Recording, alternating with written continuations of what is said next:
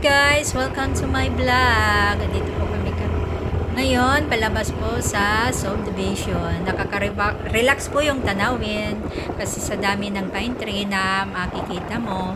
Ang ganda ng mata, lalo na po ay maganda yung panahon, kaya mas lalong marirelax talaga yung mata mo kung ganyang kaganda ang yung makikita. Ayan, nakakaganda talaga sa paligid, yung maraming green na makikita mo, yung maraming puno na hindi nagkakalat. Salamat po kami sa janitor dahil namimintin niya yung kalinisan dito. Ayan o, ang ganda rin sa mata, yung malinis ang yung nakikita. Ayan o, ang gaganda talaga. At malapit na po kami sa gate po yan. Paikot pero ang ganda.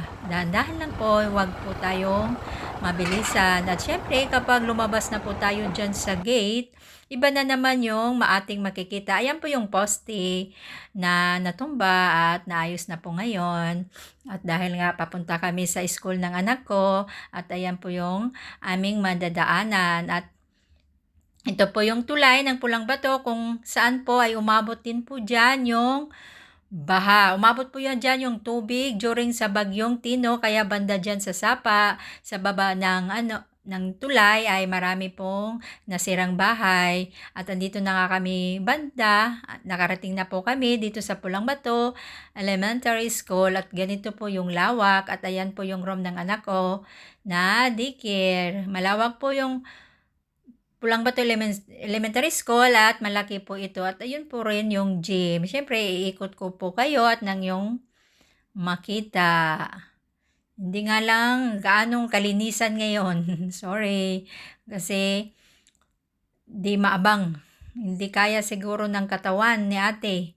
Dahil hindi niya nalinis ng maigi. At ayan nga, hanggang paakyat pa talaga.